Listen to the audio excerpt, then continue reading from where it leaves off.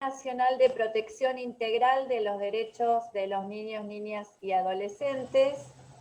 Y vamos a hacer mención al artículo 14, que dice que el acceso a servicios de salud, ¿no?, para todas las niñas, niños y adolescentes, respetando las pautas familiares y culturales reconocidas por la familia y la comunidad a la que pertenecen, siempre que no constituyan peligro para su vida y o su integridad física.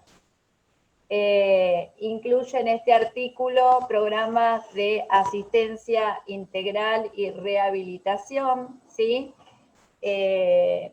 Para lograr una mejor calidad de vida, no solamente durante la niñez y la adolescencia, sino para una mejor calidad de vida para lo que va a ser futuro, un adulto sano.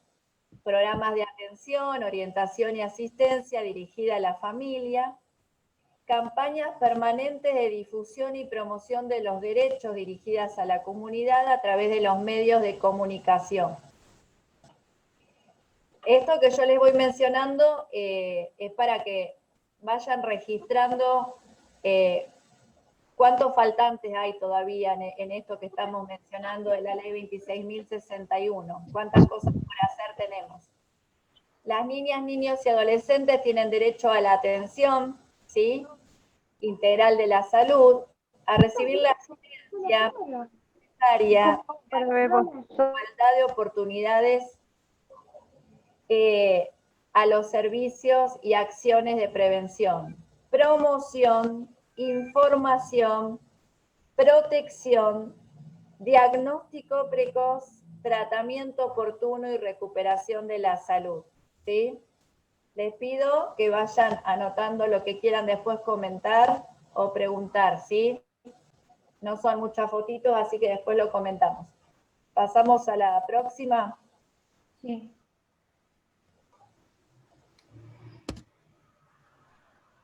Entonces, de acá rescatamos algunas acciones para poder planificar estrategias, escuchar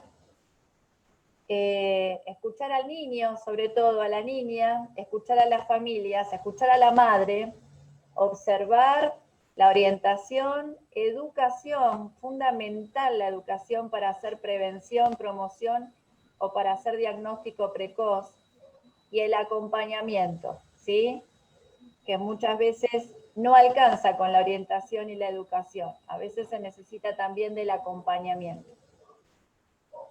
La próxima, Claudia. Sí.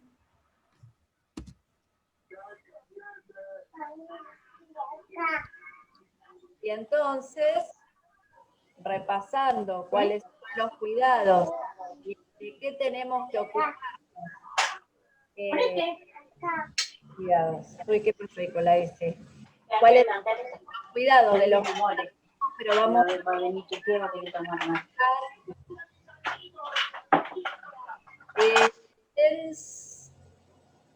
tenés el audio abierto. Entonces, repasamos los cuidados, ¿sí?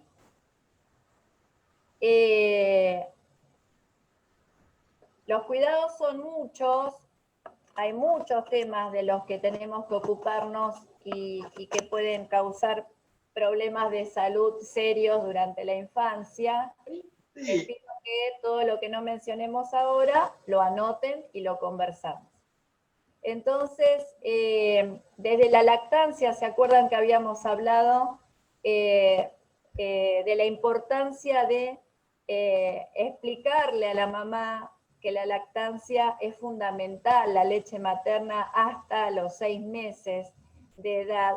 ¿Y por qué motivo es importante, ¿sí?, la lactancia? Porque previene enfermedades, ¿sí? Previene gastroenteritis, por la leche materna la madre le pasa al recién nacido sus anticuerpos, ¿sí? Se evita de esta manera que al bebé tengamos que darle agua, ¿sí?, aporte de líquidos extra, no lo necesita antes de los 6 meses. Acá la problemática más importante es cuando la mamá tiene que reincorporarse a sus actividades y tiene que estar muchas horas fuera de casa, ¿sí? Esa sería la problemática con la que podemos llegar a encontrarnos y se pueda dificultar la lactancia hasta los 6 meses, ¿no es cierto? Pero bueno, es importante saber que el lactante menor de 6 meses no es a través de internet. Agua, jugos, ni ninguna otra cosa para hidratarlo y mucho menos para alimentarlo, ¿sí? Esta sería su alimentación completa. En el recién nacido, recordemos, acuérdense que habíamos hablado de las vacunas fundamentales antes del alta, ¿sí? Antes de ir a su casa. Ya debe estar vacunado, se deben hacer los controles de peso, talla, los primeros controles de audición y visual. Y ese análisis de sangre tan importante que sirve ese pequeño cortecito que se hace en el talón, ¿sí? Y que se suele hacer en los niños recién nacidos también antes del alta, para medir hormonas tiroideas, ¿sí? ¿Por qué es tan importante el control de hormonas tiroideas en el recién nacido? Porque el hipotiroidismo congénito va a llevar a ese niño, a ese bebé, a un retraso madurativo. Entonces, si nosotros no detectamos a tiempo que es hipotiroideo, ¿sí? Que nació con hipotiroidismo congénito, si no lo detectamos, lo vamos a detectar en unos meses, al año o al año y medio, con ya signos y síntomas de un retraso madurativo. Entonces, es de fundamental importancia detectar esto para poder hacer reemplazo hormonal, ¿sí? Y que no comprometa en su evolución. Ese es el análisis de sangre que figura ahí, y por supuesto las primeras vacunas que lo van a proteger de enfermedades que para el lactante pueden convertirse en enfermedades graves, ¿sí? Como son la hepatitis B y la tuberculosis, ¿sí? Recuerden que el niño recién nacido debe ser evaluado entre la semana y los 10 días. Es importante saber cuánto peso perdió en esos primeros días de vida. Es importante saber si tiene algún color en la piel que esté hablando de algún problema metabólico hepático, ¿sí? O alguna otra cosa. ¿Vieron el famoso niño o niña amarillo? ¿Sí? Que hay que ponerlo bajo la lámpara para que baje la bilirrubina y de esa manera empieza a metabolizar mejor, ¿sí? Pero bueno, son controles que se hacen durante los primeros días de vida, ¿sí? Recuerden que hablamos en los 2 primeros años, el control va a ser mensual. Tienen un plan de vacunación bastante abundante de vacunas, ¿sí? Pero la importancia del cumplimiento de estas vacunas tiene que ver con erradicar algunas enfermedades, otras estamos muy lejos de ello, pero disminuir al menos la cantidad de casos de alguna de esas enfermedades que se van a convertir en serios problemas y hasta incluso mortalidad en la primera etapa de la niñez, ¿sí? Antes de los 2 años. Entonces, de ahí la importancia del cumplimiento. La importancia de que todo niño o niña tenga su libreta con los seguimientos, con los controles, con el control de peso, talla, el perímetro cefálico, sobre todo antes del año de vida. Con el control de las vacunas, ¿sí? Si aquel niño o niña tuvieron dificultades en su familia para poder cumplir con el plan de vacunación, es importante tener esa libreta o ese cartoncito donde se anotan todas sus vacunas para poder completarlo lo antes posible, ¿sí? Porque es necesario completarlo, si no se le dio en el momento adecuado. Recordemos entonces que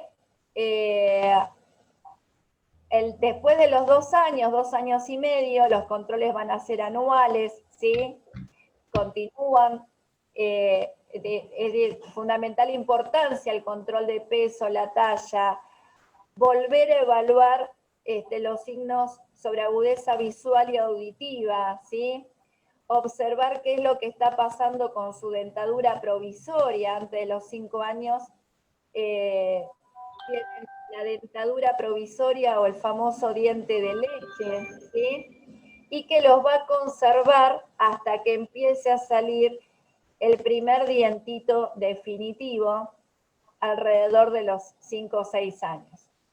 ¿Qué es lo que puede llegar a pasar antes en la dentadura provisoria? Debido a la alimentación con abundantes azúcares, es muy frecuente que ya en la edad escolar durante las salitas de 3, 4 años en jardín de infantes, los chicos tengan problemas de infecciones por caries, ¿sí? Caries que generan los azúcares y la mala higiene de la boca, ¿sí? Así que de fundamental importancia el hábito, ¿sí? Inculcar hábitos de higiene y hábitos de alimentación, ¿sí? En esta etapa de la vida, ¿está bien? Hábitos de higiene personales y hábitos de higiene para utilizar en forma grupal, para utilizar en la sala, para conservar el espacio donde comparten con los compañeros, compañeras y las docentes, sobre todo en jardín. También, cuando llegan a los 5, entre los 5 y 6 años, se va a completar, ¿sí? Con refuerzos y dosis de vacunas que es necesario aplicar al ingreso escolar o antes del ingreso escolar, ¿sí? En la etapa de ingreso escolar, además de completar esa cantidad de dosis y refuerzos, lo que va a haber que hacer es controlar su crecimiento, ¿sí? Se continúa con completando la curva de crecimiento percentil o el control de peso, de talla, los signos visuales o auditivos. Generalmente hay controles en primer grado y se pide la constancia del control de agudeza visual y auditiva para primer grado, ¿sí? Y el control con el odontológico también. Y una etapa fundamental para incorporar hábitos de alimentación saludable y de higiene, ¿sí? Acá comienzan los problemas para toda la familia, en lo que es la edad de sala de 5, 6, 7 y más grandes, donde comienzan los problemas con la pediculosis, incluso con la escabiosis, ¿sí? Tanto los piojos como la sarna son muy contagiosos y por ese motivo es importante la educación y promover la información de cómo controlar esto, ¿sí? Porque probablemente no lo podamos prevenir, digamos, si en el grupo de compañeros y compañeras hay piojos o sarna, lo que vamos a hacer es detectarlo en forma temprana antes de que el chico tenga lesiones en el cuero cabelludo, lesiones dérmicas y que se complique con infecciones, ¿sí? Entonces, lo que vamos a hacer es el control diario para prevenir que esto llegue a más. ¿Sí? Y por supuesto, desde el principio, los cuidados, ¿sí? Y las alertas, todo lo que tenga que ver con accidentes domésticos, desde evitar dejar a un lactante en una bañadera, por más que nos parezca que tiene poca agua, jamás dejarlos solos en una bañadera, ¿sí? El cuidado cuando empiezan a caminar, que no impedirles el acceso a la cocina, ¿sí? Impedirle el acceso con elementos importantes, ¿sí? Bueno, siempre se va a aconsejar para el desarrollo muscular que utilicen ropa liviana, fresca, suelta, ropa que no tengan bordados o plásticos o materiales que puedan generar reacciones alérgicas en la piel, sobre todo cuando son de menores de 2 años, ¿sí? Acá es cuando más pueden aparecer las reacciones alérgicas, los primeros brotes en la piel, los primeros eczemas, y esto muchas veces se debe a la ropa que utilizan, ¿sí? Y por supuesto, evitar que estén muy abrigados, porque a veces cuando transpiran mucho, esa transpiración también puede provocar una erupción o un eczema, ¿sí? Simulando algún cuadro viral. Entonces, prestar especial atención en estos primeros años donde van a ser las primeras manifestaciones de alergia, ¿sí? Entonces, no solamente vamos a tener en cuenta las prendas, la ropa que van a utilizar, sino que también vamos a tener en cuenta qué alimentos van a consumir, ¿sí? Si le vamos a dar gaseosa, los jugos sintéticos, los embutidos, los fiambres, ¿sí? Las verduras y frutas crudas, mucho cuidado con eso, lo mismo que las mayonesas, ¿sí? Bueno, mucho cuidado con todo eso que van a generar las primeras reacciones alérgicas, sobre todo en aquellos que tienen antecedentes de la madre y o el padre de alergias, ¿sí? Ellos seguro van a reaccionar frente a químicos e incluso frente al calor y la transpiración, ¿sí? A ver, Claudita. Sí. Siguiente. Sí.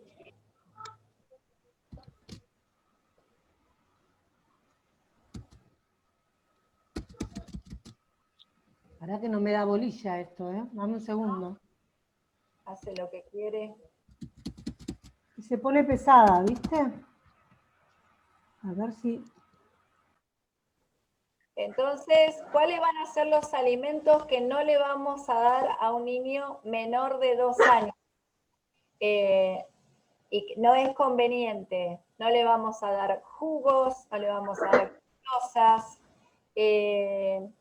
no le vamos a dar alimentos de miel, muy bien, ahí me mencionaron. No le vamos a dar alimentos de soja, ¿sí? No le vamos a dar fiambres, embutidos, ¿sí? Siempre, cuando pensamos en los hábitos de alimentación, siempre pensamos en no solamente la calidad de vida del niño, niña o adolescente, sino en que se convierta en un adulto sano. Y pensar en que en todas las familias tenemos antecedentes de enfermedades crónicas como la diabetes y las vasculares, ¿sí? Por síndrome metabólico, colesterol alto, triglicéridos altos, ¿sí?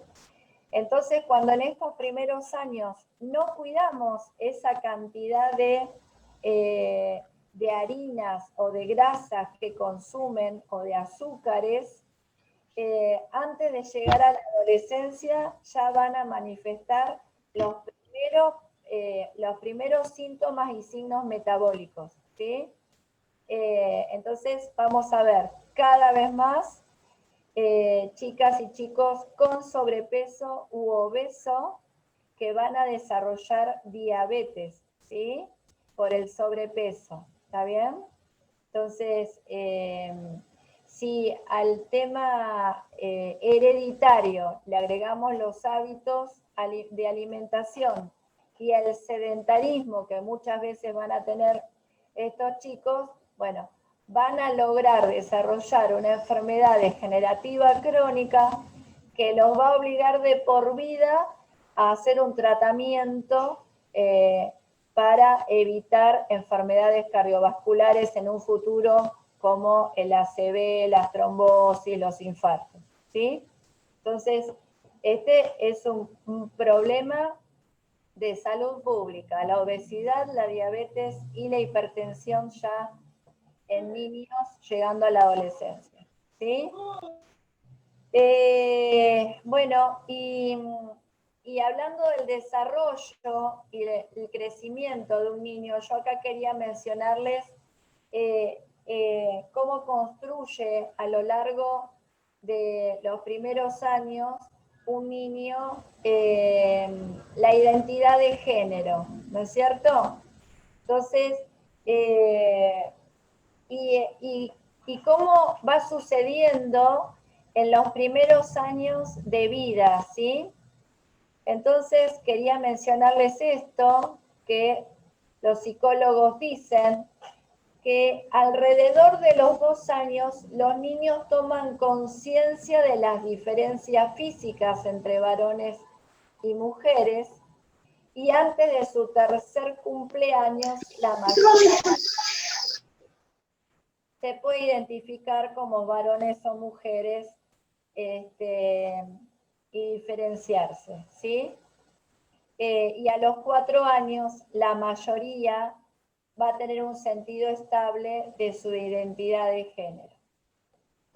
¿Querés pasar, Claudita, a la otra?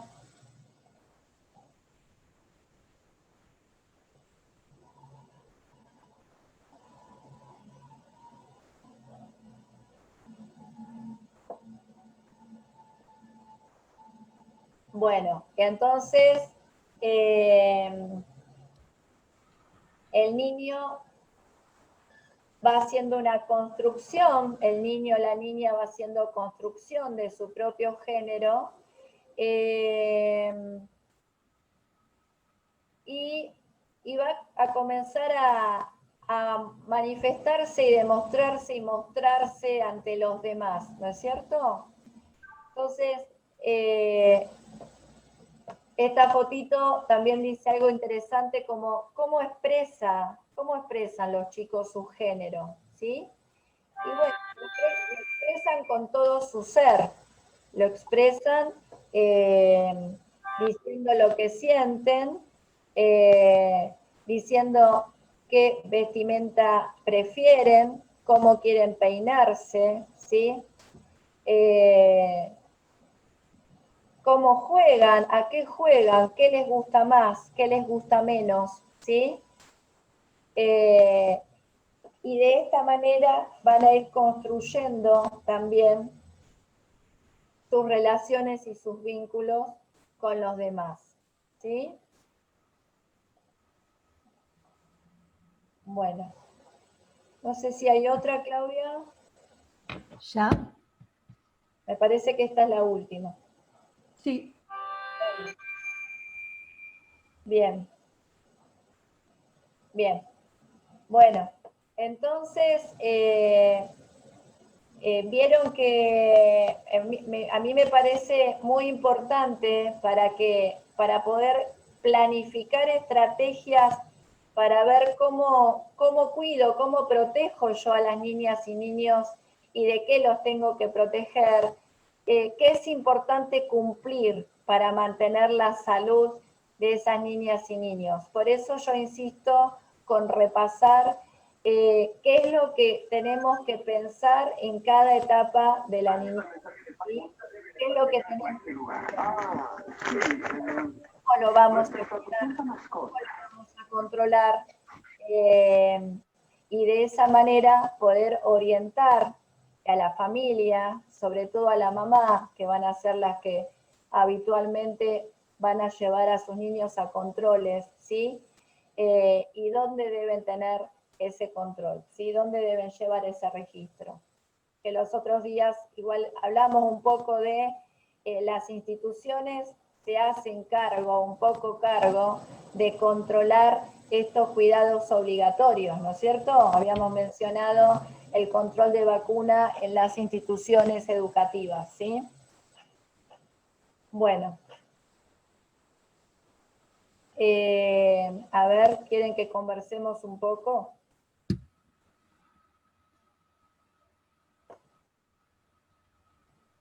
Hola, yo tengo un nene de 4 años y tiene todas las vacunas. Ahora, ¿cuándo tendría que reforzarle las vacunas?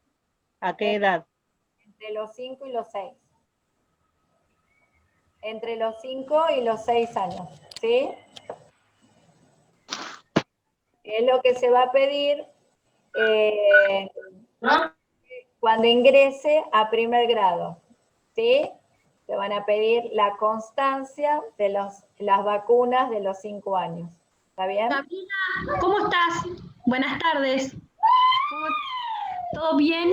Escúchame, Gabriela, ¿sabes que tuvimos dos casos en que le hicieron unos estudios hormonales a nenes chiquitos, te estoy hablando de 7 años, y descubrieron que al ser varón tenía más hormonas femeninas que masculinas, y bueno, fueron al Instituto Garrahan y le ingresaron hormonas masculinas. ¿Cómo es eso? No lo tengo muy claro. ¿Lo podés? ¿Cuántos años? 7 años. 7 años. 7 y 10 años.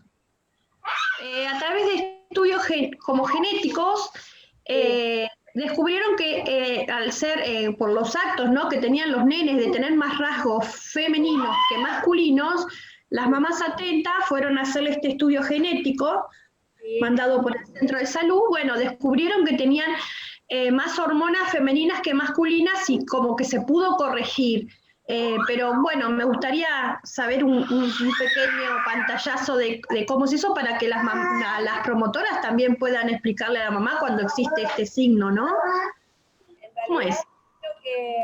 Lo que habría que ver es en los estudios genéticos que salieron, ¿sí?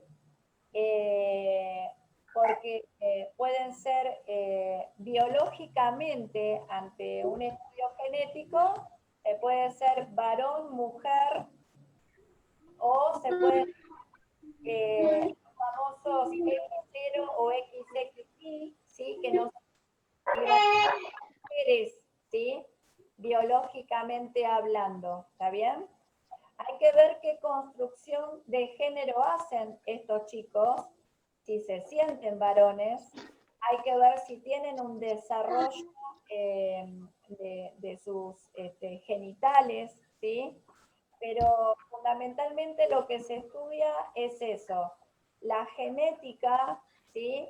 A lo mejor no son ni varones ni mujeres biológicas, y seguramente la identificación de género que ellos tengan probablemente esté ligado más adelante con lo hormonal, ¿sí?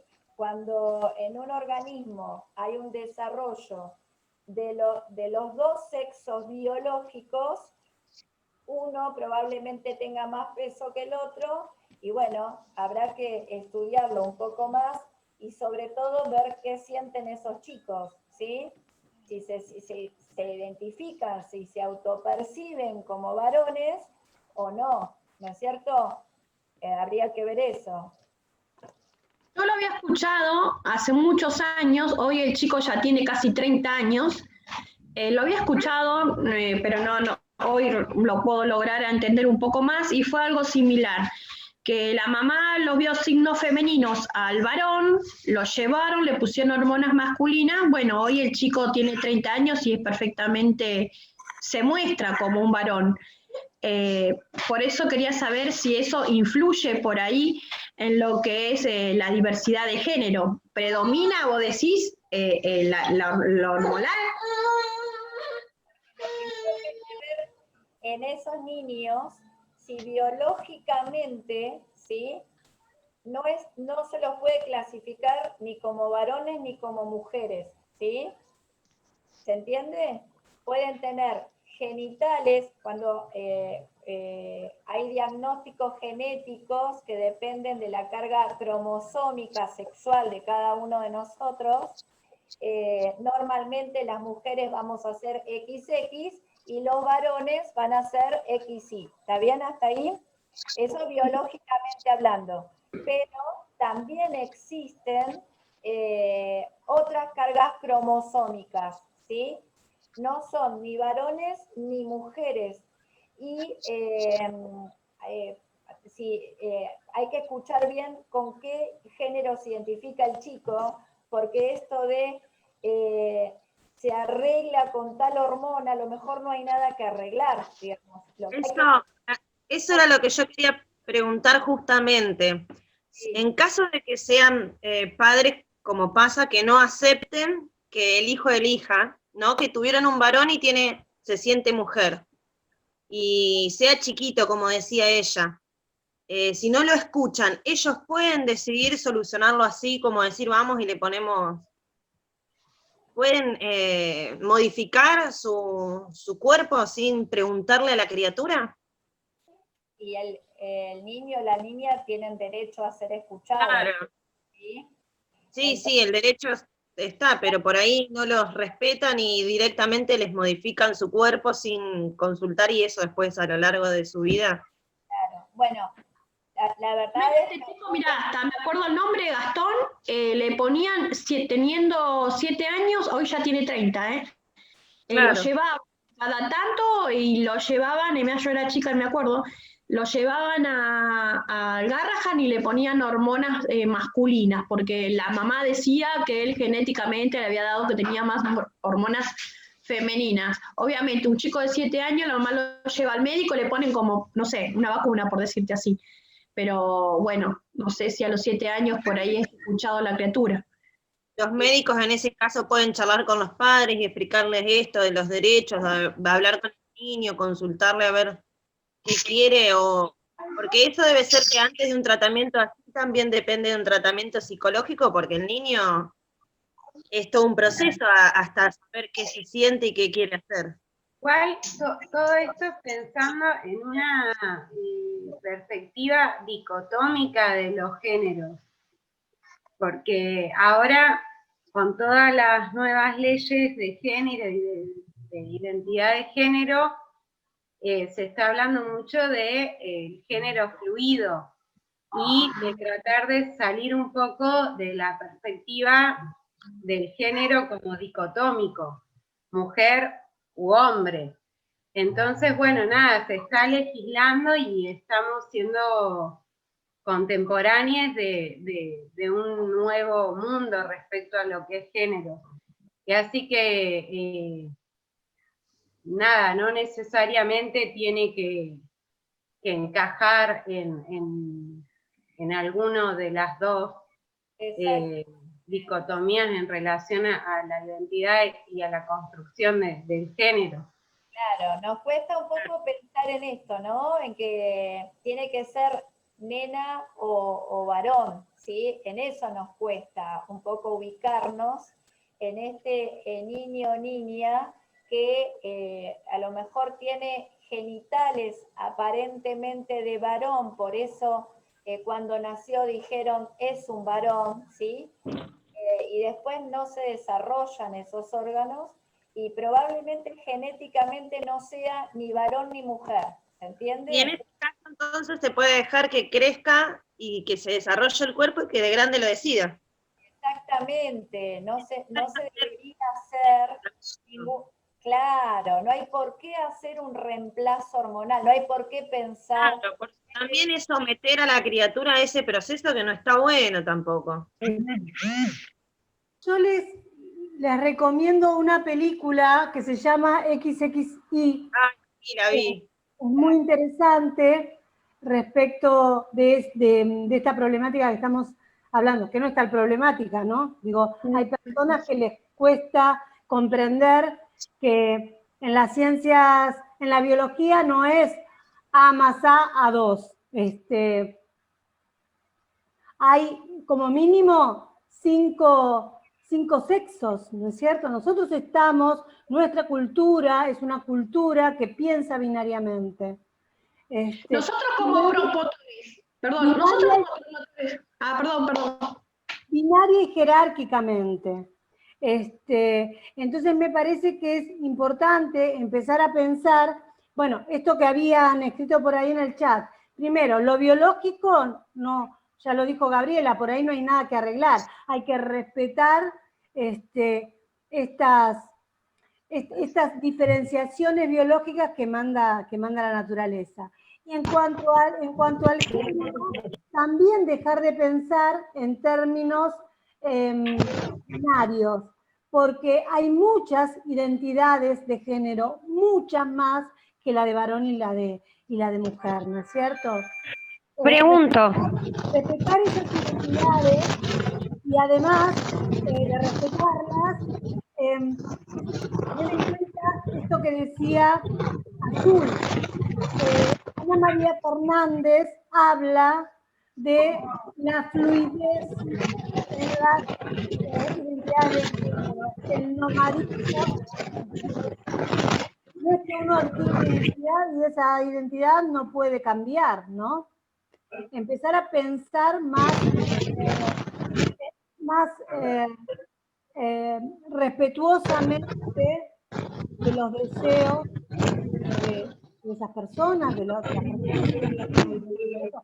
Nuestra ley de infancias toma al niño y a la niña como un sujeto de derechos y le da voz.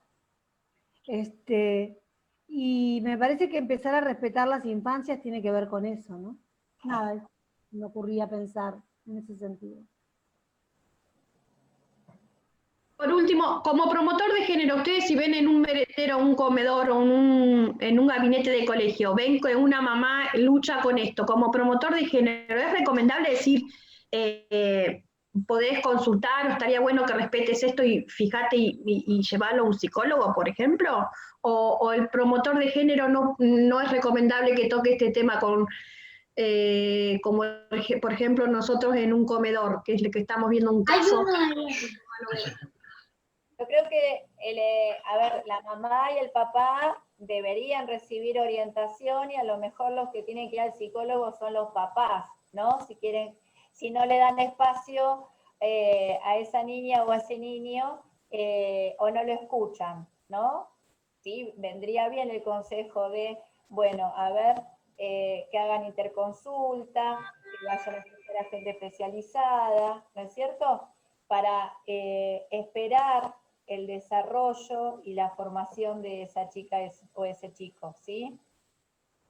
Porque, bueno, puede ser que como padres tengan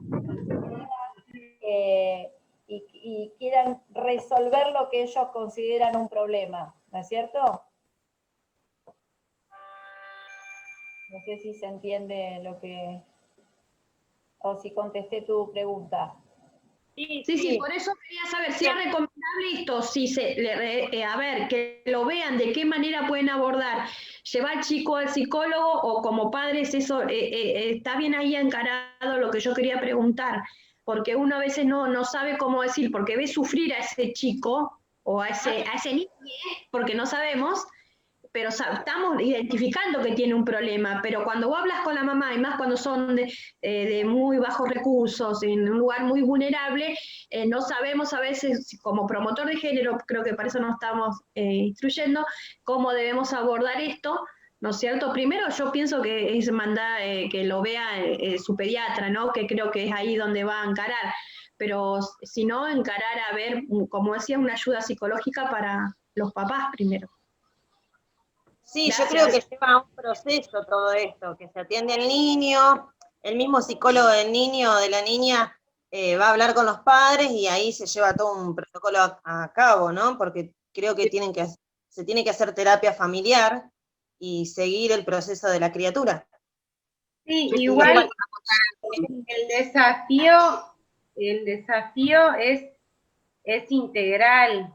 En realidad, en un equipo de orientación escolar, en una escuela, lo que nos estaría advirtiendo a la escuela es que nosotros deberíamos de trabajarlo con el grado, porque si no terminamos como psicologizando o patologizando o individualizando algo que es natural, no en el sentido de natural de naturaleza, sino que es parte de un proceso normal de alguien, si no estaríamos como patologizando algo que no debería. El problema más grande es que la sociedad sigue pensando dicotómicamente, binariamente al género y vinculándolo con cuestiones biológicas. Entonces, quizás, por decirlo, si se llegase a presentar en un CDI una situación parecida, lo ideal sería trabajar con el grupo entero, con las familias, y bueno, y combatir los prejuicios, que no son otra cosa, y poner el trabajo y el ahínco a donde debe, que en realidad es una cuestión de que la sociedad sigue pensando de manera dicotómica e intentando ubicar, porque en la cabeza no le entra de otra manera. Para mí, el foco más importante sería trabajar con ese barrio, con esa escuela, con ese CDI, trabajar los prejuicios, ni siquiera apuntando a alguien, tratándolo de discriminador, también como hemos dicho, la información y el conocimiento es la única remedio para trabajar contra la enfermedad de los prejuicios, por decirlo así, tampoco culpar a nadie.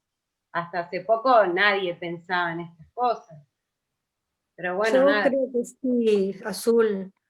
Yo trabajé como enfermera en pediatría en el Hospital Ricardo Gutiérrez de Cava, y en el servicio de urología se empezaron a ver todos estos casos. Es más, se trata ahí, y hay un equipo interdisciplinario, porque hay niñas que nacen sin trayecto vaginal, varoncitos que nacen con genitales masculinos pero con útero, o sea, de casos, y se abordan desde diferentes temáticas, o sea, desde psicólogos, pediatras, urólogos, todos. Se hacen dosajes, se van hablando con los padres, con los chicos a medida que van creciendo. Olga, ¿en qué servicio? No te escuché, Olguita. ¿En qué Urología. ¿Dónde? Urología. Urología. Sí, urología. Bueno, acá lo que creo que en lo que tenemos que trabajar es con nuestras cabezas, es en pensar, tiene un problema, no es nena ni es nene, tiene un problema. Eso es lo que tenemos que sacarnos de la cabeza, ¿sí? Eso es lo que es lo más importante a trabajar, porque si no, no vamos a poder ayudar a esa familia y sobre todo a esa chica o ese chico que lo van a volver loco o loca toda la infancia. No es un... ¿Puedo decir algo? Claro, normalizarlo, tomarlo como una variable más, me parece a mí, ¿no? Que si tenés ojos azules, ojos marrones, te falta una pierna o te sobra una pierna, es una variable anatómica o fisiológica de cada persona. Creo que por ahí tendríamos que empezar a normalizar. Pero tiene un buen abordaje, ¿eh? Lo abandonó. A mí me pasa particularmente... La familia lo vio así. Lo abandonó al nene cuando tenía 4 años, que entre los vecinos estábamos, vimos esa problemática. Hoy ya tiene, este chico ya tiene 22. Pero a los 4 años la mamá detectó esto en él y lo abandonó, lo dejó en la calle. Así que imagínate, hoy tiene 22 y él él se siente mujer. Así que mira, y tenía 4 añitos y su mamá lo abandonó porque lo vio una problemática tan grande que abandonó el nene y el nene se crió en la calle.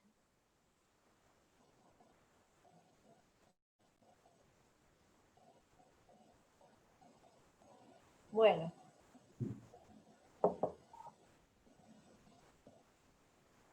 Eso, sin palabras.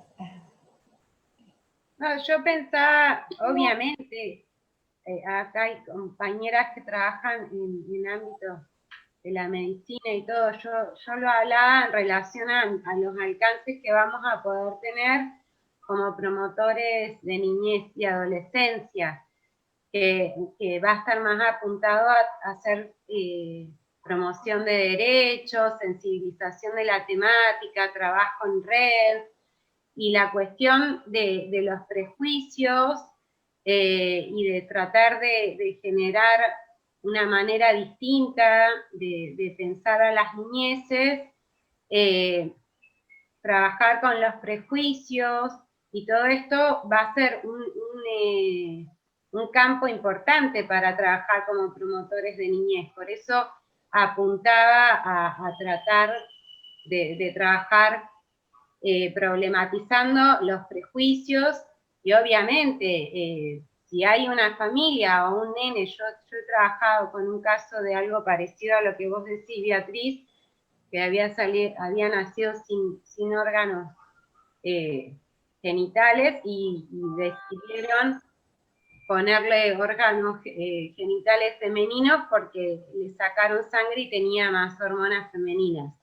Es una aberración, porque no se trabajó la cuestión de la identidad ni nada, pero no, bueno, si esa nena quería o algo, bueno, se hará eso, pero bueno, estaba pensándolo como promotores de niñez, cuál va a ser quizás nuestro campo de trabajo y dónde podemos concentrar nuestras luchas, o sea, nuestros posibles alcances una vez que terminemos el curso.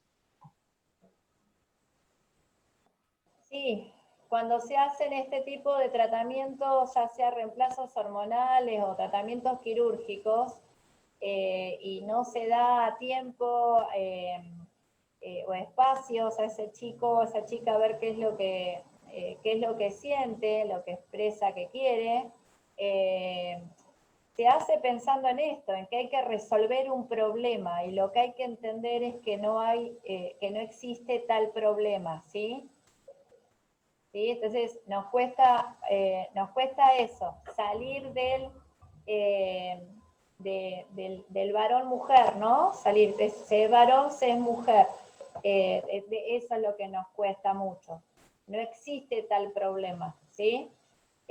Habrá que escuchar a esa niña o a ese niño y ver qué es lo que desea, ¿sí? En la medida que construya su género, ¿sí?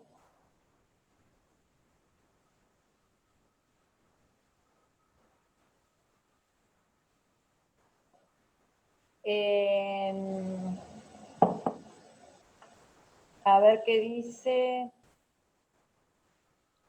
Vamos a ver qué dice. Si vamos a hacer un trabajo de promoción, lo primero que tenemos que entender es que escuchar.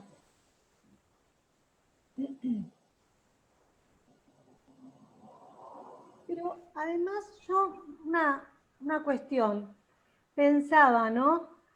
¿Por qué tiene que definirse, digo, tan rápidamente esto como problema o como ver, ¿no? ¿Por qué no respetar esta biología, ¿no? Que es así, que tiene estas 5 variables mínimas, e ir acompañando los procesos de construcción de identidad respetuosamente, con infancias respetadas, con una crianza respetada, ¿no es cierto? Lo que pasa, Claudia, lo que pasa es que falta mucha información, mucha educación sobre género, y a través de la ignorancia se ve así como el abandono de esa criatura. Es terrible.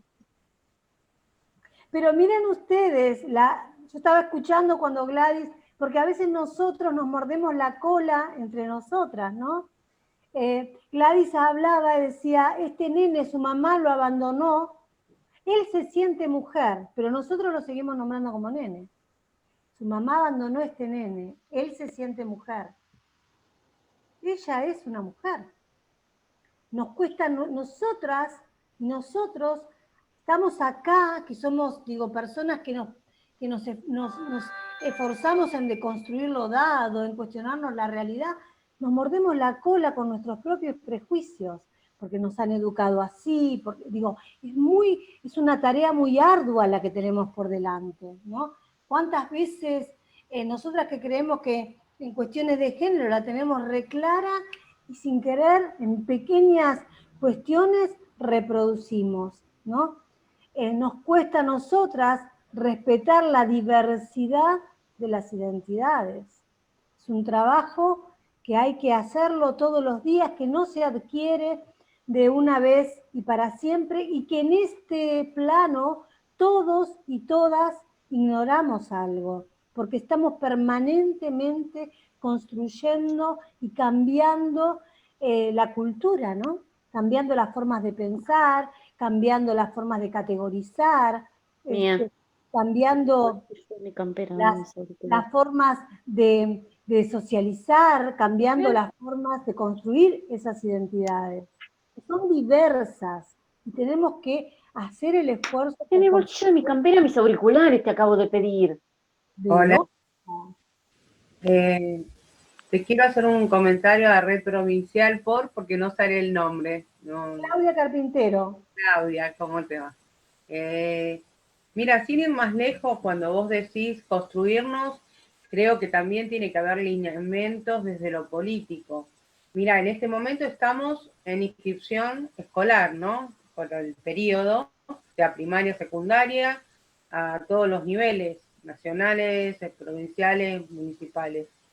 Cuando vos vas a llenar el formulario para inscripción, no te dan otra opción femenino o masculino.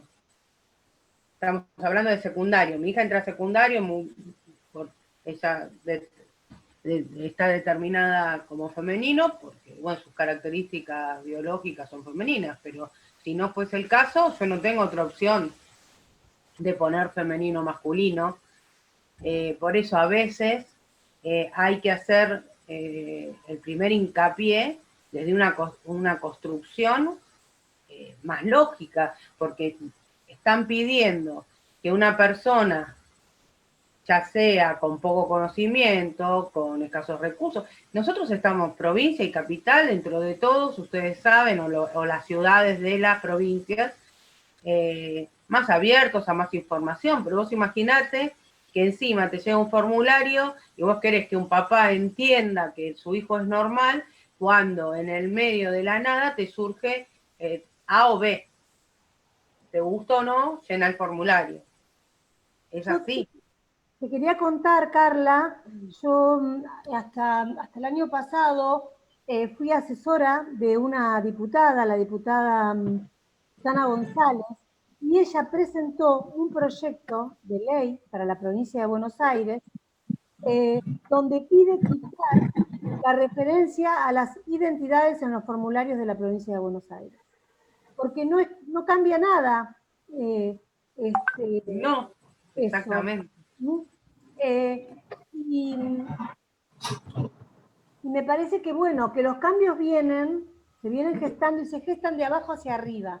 Se gestan primero en el pueblo, primero en la calle, primero los hacemos nosotros y después llegan a la superestructura en norma, en ley, en protocolo. Entonces creo que nosotras estamos haciendo este trabajito de empezar a nominar de otra manera, y esa forma de nominación que la estamos gestando de abajo, en algún momento va a llegar arriba y va a ser ley. Digo, ¿quién pensaba hace 50 años que las mujeres podíamos votar? Nosotras lo pensamos y salimos a batallar y batallar y batallar hasta que eso se hizo ley. ¿Quién pensaba hace 40 años que las mujeres íbamos a querer exigir el 50% de la cupo laboral? Y ahora la estamos exigiendo. Estamos exigiendo los cargos políticos, estamos exigiendo estar en los lugares de decisión. Digo, primero es en la calle y después en el palacio. Está bien, pero volvemos a lo mismo. Mira, yo soy sobrina de Diana Mafia, conozco el tema feminismo y soy partícipe y precursora y una apasionada del tema como debemos ser todas las mujeres, y en un feminismo que amamos al hombre, en un feminismo que buscamos la igualdad. La equidad más que la igualdad, la equidad, hay que respetar. La equidad, exactamente, la equidad. El tema a lo que yo te hacía hincapié es que a veces ponemos en agenda cuestiones de género que son tan necesarias, pero imagínate que en lo que podemos pedir nosotras ya está en agenda y en lo que no tienen voz ni voto todavía no. Entonces, como mujer también, como mujeres, como madres, como compañeras, como compañeres, porque mujeres, hombres, tiene que haber una lista de prioridades en lo que al niño, volvemos justo a este tema, adhiere a una temática específica que es la niñez.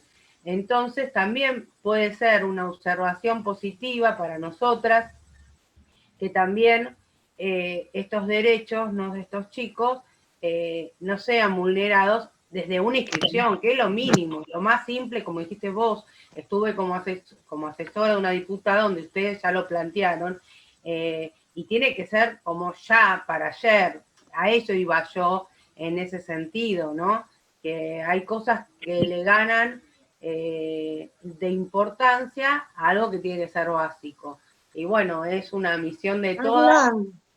De todas formas, Carla, espérame, Mariela, de todas formas, eso es absolutamente secundario, porque nosotras tenemos una ley de identidad de género. Entonces, que esté el formulario es una forma... Claro, pero por eso mismo, pero bueno, con más razón, ya está hecha la ley. Sí, hay cosas que hay que... Por eso nada más que priorizar, que ver, son cuestiones... Pero lo puse como un ejemplo mínimo, por eso te dije, es un detalle a considerar para una observación. Hay papás que inscribimos a nuestros propios hijos, hay mamás que trabajan todo el día, que sus hijos se tienen que inscribir. Yo tengo compañeros de mi hija que me llaman y me dicen, tengo que llenarla, sí, por la página, les explicás, y a mí me surgió esa duda. Yo no sé lo que pasa por la cabeza de ese chico, cómo se siente, cómo se percibe, ¿no? Y cuando yo entré a llenar el de mi hija, dije, y si no le tocan, está bien, está la ley de género, lo puede interpelar desde muchas alternativas, porque hoy hay mucha contención, pero bueno, fue un detalle que a mí me hizo ruido en algo concreto, ¿no? Pero bueno, sí, es para seguir construyendo y para seguir observando pequeños detalles que pueden ir. Chicas, ¿saben por qué yo le decía esto? Por primera vez. La capacitación viene más del campo popular, de mujeres que estamos más por ahí. Hay muchas que tienen mucha preparación y son profesionales, ¿no? Y saben cómo abordarlo, pero por ahí estamos haciendo esta capacitación que venimos del ámbito popular, ¿no? Y vemos estos casos en un comedor o en un merendero. Entonces, mi pregunta a veces del tema biológico de un niño de 4 o 5 años que ve una problemática y vemos que es discriminado y todo lo demás, mi pregunta venía hacia ahí, como promotor de género, ¿cómo encaramos estas cosas? O sea, a lo largo de nuestra trayectoria, lo que estamos en territorio, yo vi 3, 4 casos que son los que pronuncié. Obviamente uno cuando está más instruido, por eso es las preguntas, ¿cómo abordamos como promotor de género, no? Pero por supuesto, el que tiene más instrucción de esta manera y otro que está en el campo popular, estamos aprendiendo eso. Está bien, Gladys, está perfecto, porque desde los comentarios y desde las dudas viene bien las charlas, los debates y aprendemos todas. Está perfecto lo que comentaste. Y quería mencionar a esto de las inscripciones donde tenés que elegir y poner si sos mujer o varón. Se está trabajando, yo creo, desde todos los espacios. A mí me toca ver el trabajo en las escuelas secundarias, cómo los profes tienen que romper con estas costumbres de las listas de varones, mujeres, de las filas, varones, mujeres, de hacer una actividad, los varones por un lado, a las mujeres por el otro, ¿sí? Entonces, yo creo que se está trabajando desde todos lados, desde todas las áreas, se está tomando conciencia de que hay otra forma de trabajar, ¿sí? Así que tu aporte estuvo perfecto, Gladys, como el de todas.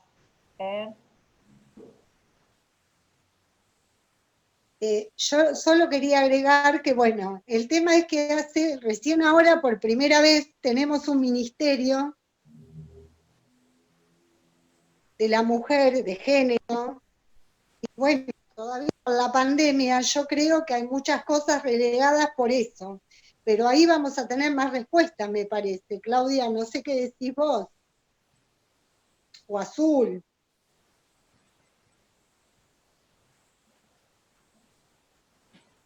No, la verdad que esto lo construimos entre todas. Yo no creo que, digo, el ministerio implementa la política pública, pero la agenda de esa política la construimos nosotras.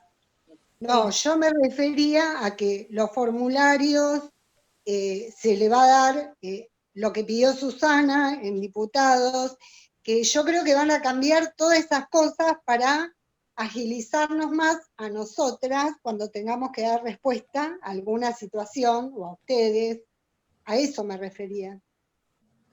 Sí, sí, seguramente, sí, sí. Gaby, acá una compañera está contando una situación. Sí. Tallero Viviana, no sé si quiere comentar o si la leíste. Viviana. Tallero Viviana.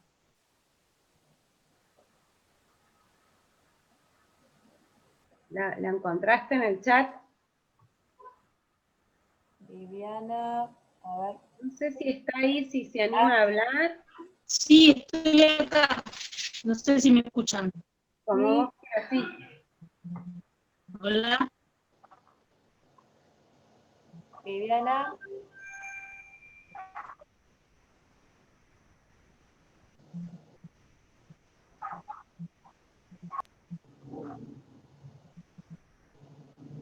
Hola.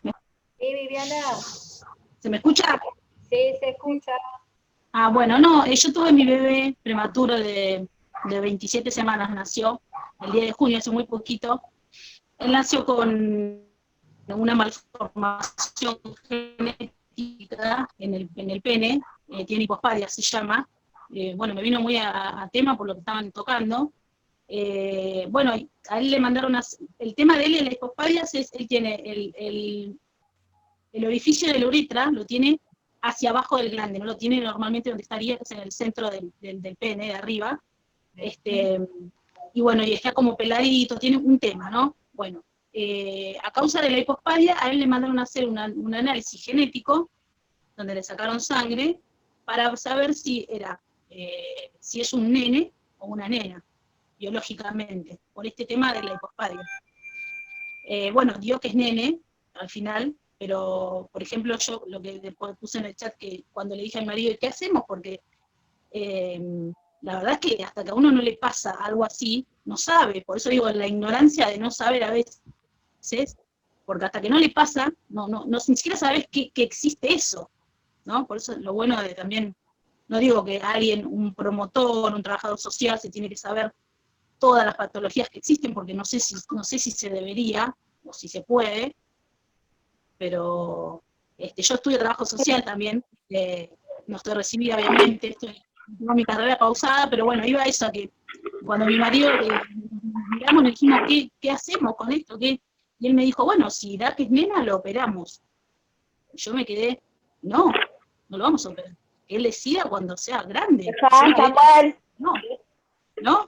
De que decida él, en total hay tiempo para operar y bueno, se verá después si es una nena biológicamente, que él decida lo que va a hacer con su vida, porque después no hay vuelta atrás. Si yo saco eso que tiene ahí, y después cuando sea grande, al final, no sé, porque uno no sabe, ¿viste? Es algo que es incierto también. Fue un tema para nosotros, pero bueno, por suerte Dios que es varón. Por eso, bueno, me había tocado muy de cerca lo que hablaban. Bueno, Vivi, ¿me escuchás? Sí. Igual la hipospadia, si no es leve, tiene corrección quirúrgica porque dificulta orinar, ¿no es cierto? No sé, tu bebé si hablaron de corrección quirúrgica. En realidad tiene que ver con una, claro, con la uretra, ¿sí? Se encuentra con un orificio desplazado, que dificulta que salga la orina. Por eso tiene corrección quirúrgica, ¿no? Sí. ¿Sí? Matilde, la abuela que te ves ahí tiene. Eso es una malformación, como tantas otras, que requieren una corrección, ¿está bien? Sí. No sé si a tu bebé lo operaron o es leve. No, todavía tiene 4 meses él. Lo tengo hace un mes en casa porque estuvo 3 meses en terapia intensiva, estuvo internado. Claro, Pero porque nació de 990 gramos, prematuro extremo. Prematuro. Pero sí, prematuro extremo. Si es leve, no impide salir la orina por la uretra, ¿está bien? Entonces no va a tener complicaciones serias, ¿sí? Entonces van a esperar un poco y si es necesario la corrección se hace generalmente antes del año y medio, ¿sí? La corrección es por eso, porque la orina tiene que salir y esto es una malformación congénita, no tiene que ver con otra cosa. Quería aclarar, que habías dicho, esto de que quizás hay algunas de nosotras que somos profesionales. No, estas leyes y todo esto es muy reciente. Estamos todas bastante igual, es muy reciente todo esto. Y estamos construyendo en conjunto y estamos a la par y todo esto. Es importante resaltar eso. Es la perspectiva del curso también, intercambiar, conversar. Esto es todo reciente, estamos construyendo y haciendo camino. Anda a jugar, después te pongo. Anda a jugar, después te pongo.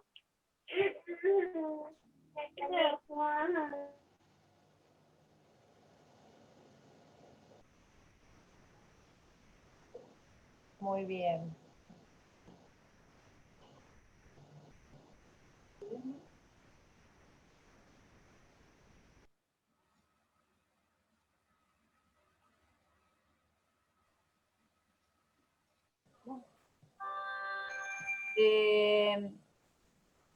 No sé si hay algo más en el chat o quieren comentarme algo.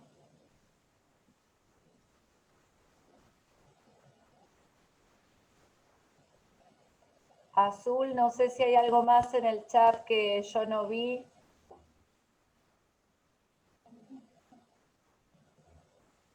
No, estaban pasándose una información.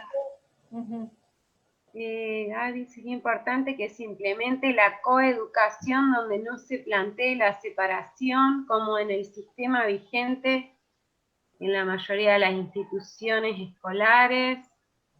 Estoy leyendo,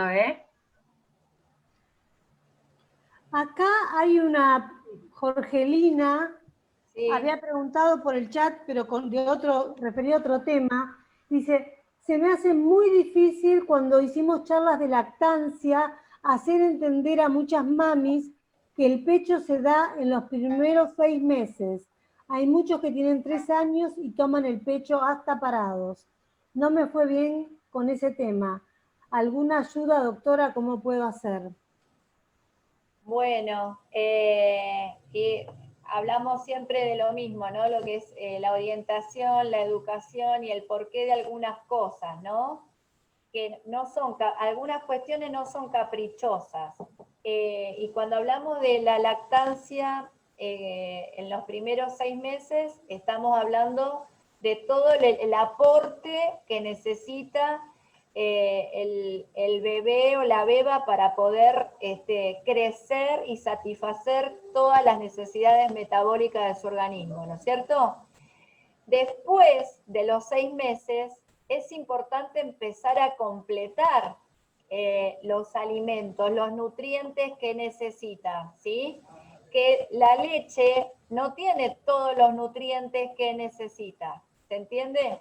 Entonces, en los primeros 6 meses vamos a satisfacer todas sus necesidades con la lactancia y le vamos a dar tiempo al sistema inmune a formar los anticuerpos. Recuerden que lo estamos vacunando desde que salió de la maternidad, ¿sí? Ya después de los 6 meses, donde el lactante ya tiene anticuerpos que hizo su propio sistema inmune, y empieza a necesitar minerales y vitaminas que la leche no se lo va a aportar, ¿está bien?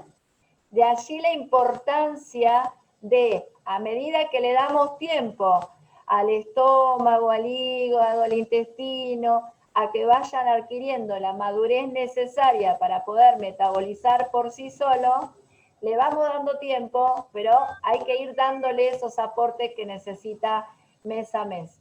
Entonces lo que pasa en un niño o niña de 2 años que no come nada y toma la teta, bueno, estamos hablando de ya ahí, de que seguramente va a haber déficit, ¿sí? En vitamina B, en hierro, ¿sí? Va a empezar a haber un déficit en los nutrientes, porque no los está incorporando, ¿sí? Y por supuesto que ahí hay que trabajar mucho para que lo pueda entender la mamá, para que entienda que a ese chico le va a estar faltando nutrientes. Por eso tiene que comer. ¿Sí? Gabriela. Sí, doctora. Es un buen aporte el que me hizo recién, porque nunca encontraba la manera de poder hacerle entender a una mamá que quizás por una comodidad, cuando el nene llora por hambre, preferían darle el pecho, y ahora tengo esta buena herramienta para explicarles el tema de los nutrientes. Claro, sí, porque se convierte en un chico que a los 2 años no está comiendo, va a entrar en un cuadro leve de nutrición, ¿sí? Así que vos fijate si no es un motivo importante como para pensar en ampliarle la alimentación, ¿sí? Porque el problema está en reemplazar los alimentos con la teta, ¿no es cierto? Ahí está el problema serio. Gaby, ¿te acordás que en la clase pasada dijiste que ibas a tocar este tema, este sistema que hay en las salitas, del tema del cuidado del cuerpo y con respecto al aborto en niñas y adolescentes, de los derechos que tienen de los 13 a 16 años y eso? ¿Lo vas a tocar hoy o queda para otro día? Quieren que les mando el PowerPoint si quieren. A ver. ¿Cómo es que se llama el programa? No, habíamos mencionado el protocolo de la interrupción legal del embarazo, ¿sí? Eso habíamos mencionado. No tengo acá no le pasé a Claudia las fotitos.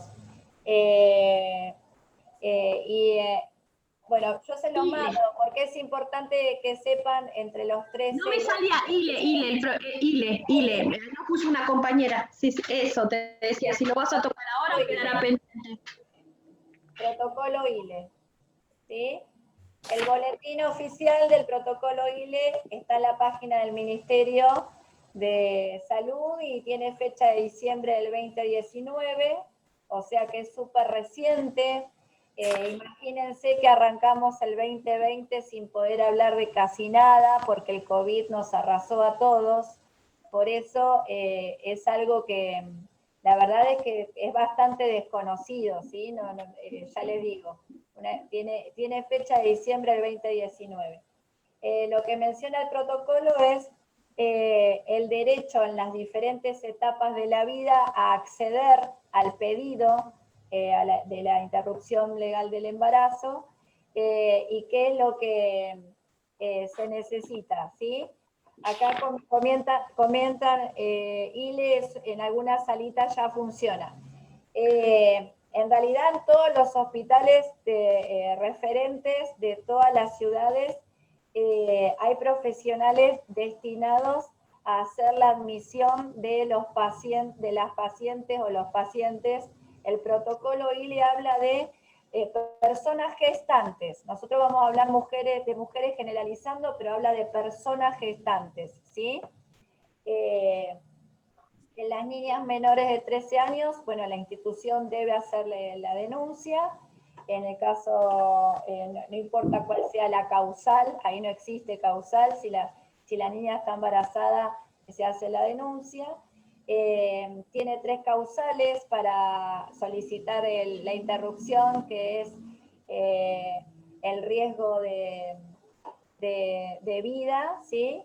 El riesgo de salud, riesgo de vida, y para conservar la salud integral de la niña o niño o la persona que lo solicite, y cuando es como producto de una relación no consentida, ¿sí? En el caso de las niñas entre 13 y 16 años, deben solicitar el consentimiento, ¿sí?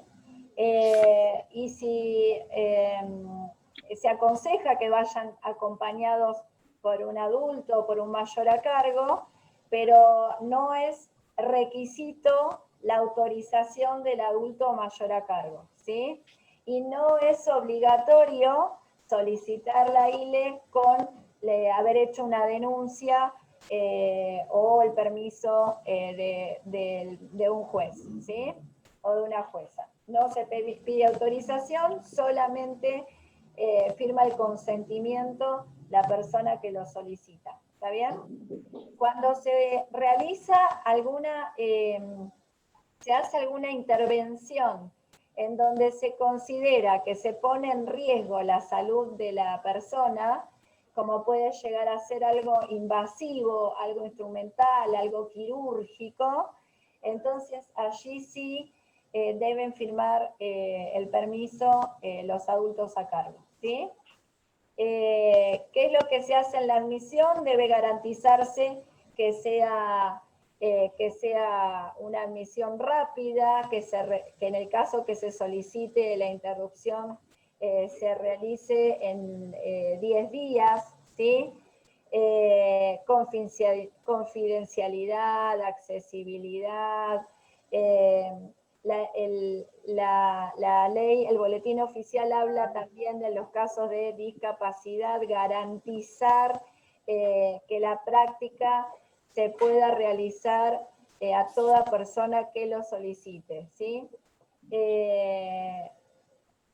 Y con respecto a cuando es como producto de una relación no consentida, lo que se va a sugerir, ¿sí? Es hacer una denuncia. ¿Por qué motivo se sugiere hacer la denuncia? No es el requisito que lo haga para solicitar la ILE, ¿sí? Se sugiere. ¿Por qué? Porque se puede llegar a resguardar material biológico para pruebas, ¿sí? En el caso de una violación. ¿Está bien? Entonces, más que nada para eso se aconseja. Pero bueno, igual yo les voy a mandar el Power, después se lo mando a Claudia y se los envía.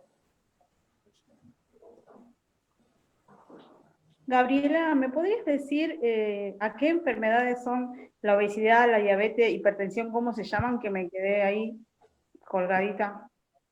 ¿Cómo, Silvana? ¿Qué enfermedades son? ¿Qué nombre tienen la obesidad, la diabetes y la hipertensión? Son enfermedades degenerativas crónicas, ¿sí? Y en ese caso, cuando mencionamos a esas enfermedades, son hereditarias la mayoría de esas, ¿sí? Después enfermedades degenerativas crónicas hay muchas. Por ejemplo, los problemas tiroideos, trastornos tiroideos, hipotiroidismo también son enfermedades degenerativas crónicas. Algunos tipos de cánceres son enfermedades degenerativas crónicas, ¿sí? Pero hay algunas que hablamos de cuestiones hereditarias. Entonces, todo lo que sea vascular, hipertensión, celular, las trombosis, todo eso tiene que ver con factores. Perfecto, muchas gracias.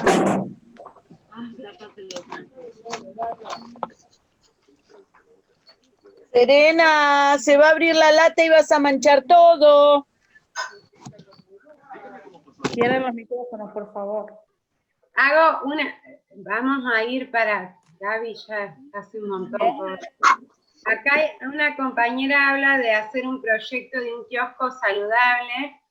Recuerden, en los kioscos vamos a hacer proyectos, es una buena idea, digo, para que piense cada grupo. Sí. En la escuela hay mucho por trabajar con la alimentación saludable.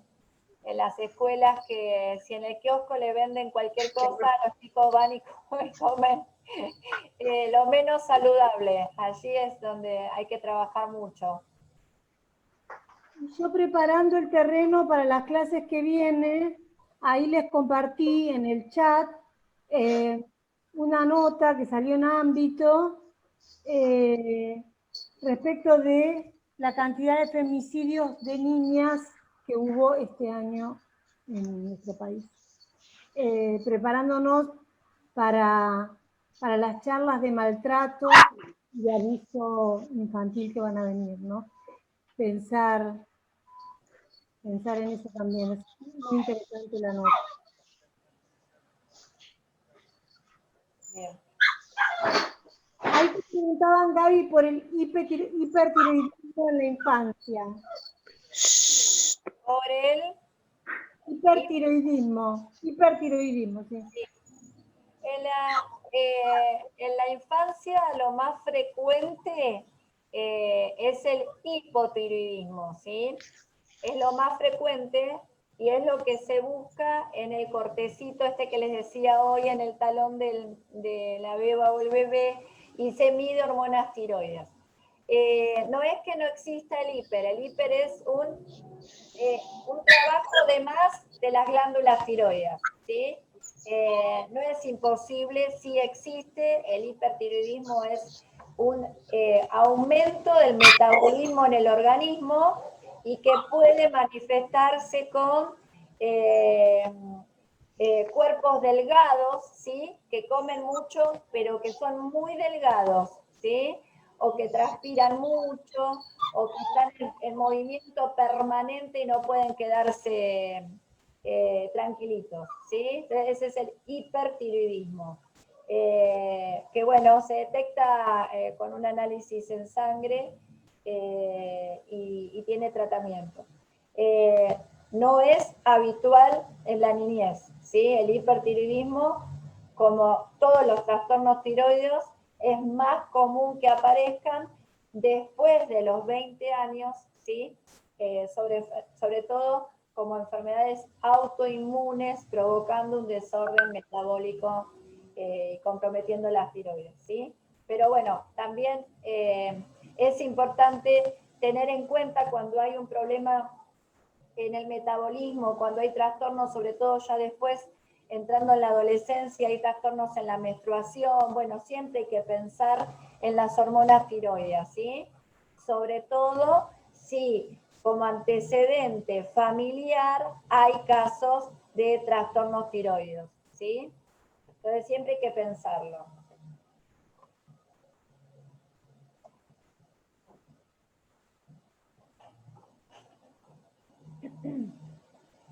¿Está bien? ¿Contesté tu pregunta? Sí. ¿Alguna otra pregunta?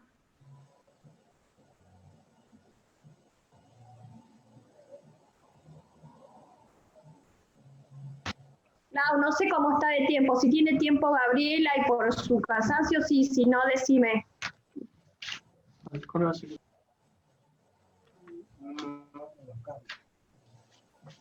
Decime, Gladys. Sí. Sí, podés, Gaby, porque estás ahí. Decime. Vamos a tener toda la semana. ¿Sabes qué? Yo no sé si por el tema psicológico, que acá tenemos chicos con tema de sesiones psicológicas, ¿por qué depende si el chico no terminó su problemática, no X psicológico? ¿Por qué le ponen límites a sus sesiones? ¿Por qué pensás vos que eso está regulado así? ¿O es una cuestión más administrativa? ¿O cómo está pensado? Pero si un chico no tiene resuelto su problemática. Claro, pero las problemáticas tienen un tratamiento y un final de tratamiento, depende cuál sea la problemática, ¿sí? Entonces, si, por ejemplo, si una obra social te dice son tantas sesiones, tiene que ver con que la obra social no te quiere cubrir el tratamiento, no porque no lo necesite la persona. ¿Se entiende? O sea, desde el vamos, es lo mismo que cuando te dicen, tenés solamente 10 sesiones de kinesiología. ¿Y cómo sabes cuántas sesiones necesitas? Es lo mismo, ¿se entiende? Está poniendo algo que no se quieren hacer cargo, no tiene que ver con que o son adivinas de cómo saben de tu recuperación. ¿Qué saben? ¿No? No debería ser así, esa es la respuesta. No debería ser así. Listo, gracias. Con respecto a las infancias y la psicología y los tratamientos y todo eso, que seguramente lo vamos a charlar también hoy y la semana que viene con Marita Müller. El año pasado, con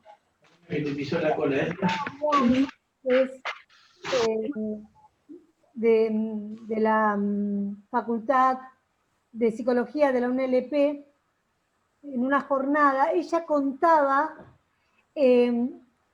cuán sobrediagnosticados están los trastornos en la infancia. Hay toda una industria también de los laboratorios, de los colegios. Las infancias están sobremedicadas,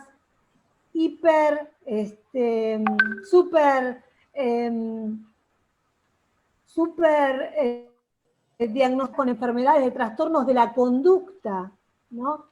Que más tienen que ver con, a mi criterio, y lo pongo acá a discusión, que más tiene que ver con el malestar de los padres que con de los padres y las madres y de los adultos cuidadores que con los trastornos que realmente tengan el niño, ¿no?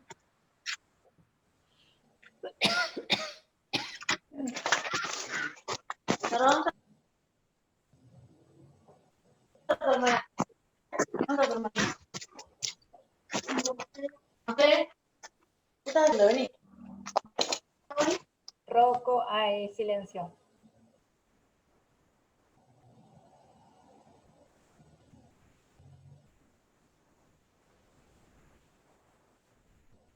En relación a esto, ¿no? De los chicos que van a terapia, cada vez más chiquitos, chiquitas, asisten, y la terapia para las infancias es de diagnóstico, nada más, y tiene que ver con orientar a los padres, ¿no?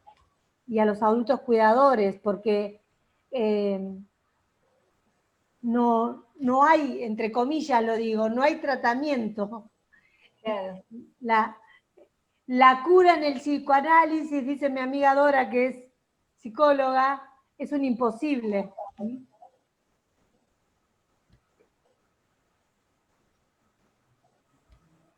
Bueno, si no hay más preguntas, acá está escribiendo algo. Esperen. Hola, ¿cómo se llama la enfermera causada por la enfermedad causada por los gatos? La toxoplasmosis. Sí. Sí, la toxoplasmosis. Preguntaba Dorita Barreto. De Y después, seguimiento, que hay enfermedades que son muy importantes detectarlas durante el embarazo por los trastornos serios, irreversibles que provocan el feto, o la muerte, ¿no?, del recién nacido. Y la toxoplasmosis es una de estas. Sandra, la toxoplasmosis es una de las enfermedades que se busca en el control prenatal, ¿sí? Porque en el caso que se detecte, se mide en sangre los anticuerpos, y lo que se puede medir durante el embarazo es si cursamos la enfermedad ya de toxoplasmosis y nos quedaron los anticuerpos, o si estamos haciendo un cuadro agudo de toxoplasmosis, ¿sí? Es un parásito que lo transmiten los gatitos en la saliva y en la materia fecal. Entonces, se puede contraer esa enfermedad estando en contacto con los gatos o trabajando en la tierra, ¿sí? En el jardín, en los lugares donde los gatitos defecan. Entonces, es una de las enfermedades que se buscan en el embarazo. La otra es el Chagas, que también se puede transmitir al feto. Bueno, HIV, hepatitis, ¿sí? Se buscan, y sífilis, que se buscan los anticuerpos tanto en el primero, segundo como el tercer trimestre de embarazo, ¿sí? Es fundamental detectarlas.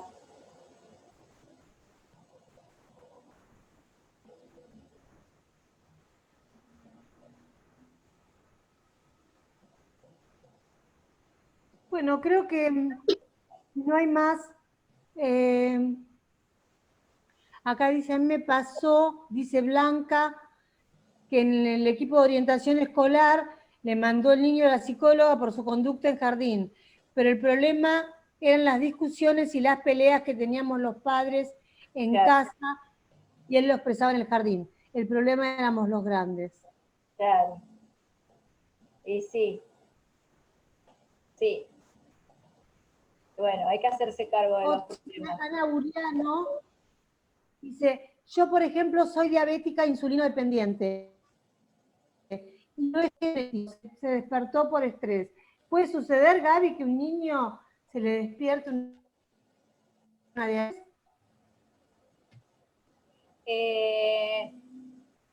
No escuché bien, pero se me cortó lo que dijiste. Escuché algo de insulino dependiente. ¿Quién? ¿Un niño?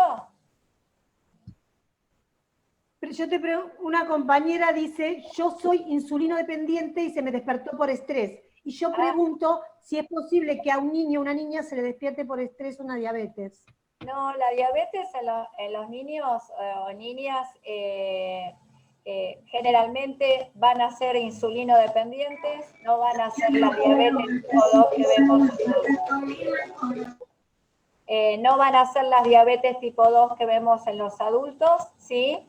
Y entonces, por eso requieren el reemplazo hormonal y la aplicación de insulina para el tratamiento, ¿está bien? En algunos casos está relacionado con antecedentes familiares de diabetes, ¿sí? Pero bueno, no tiene que ver con el estrés en el caso de los niños, ¿sí? Es insulino dependiente, no tiene que ver con el estrés.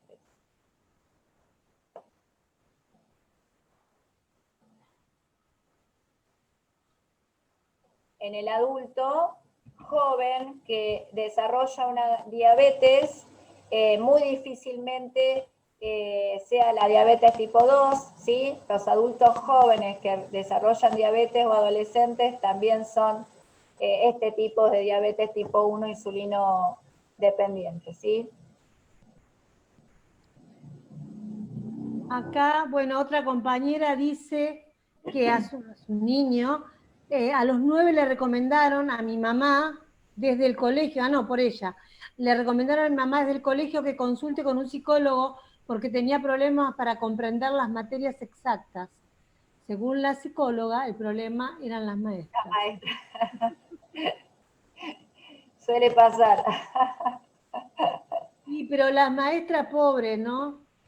Tenían una formación bastante deficitaria y tienen que dar cuenta de un montón de problemáticas que presentan los chicos en la escuela. Y ellas lo que hacen es lo que pueden con las herramientas que tienen. Las herramientas que tienen, tal cual. Y con las dificultades de seguir estudiando cuando están sobrecargadas de laburo, ¿no es cierto? Vos tenés 2 cargos, volvés a tu casa, tenés los pibes, las compras, las cosas de la casa, los chicos que la tarea, y lo último que tenés es ganas de seguir estudiando para capacitarte. Entonces, es muy complejo. Y sí, claro.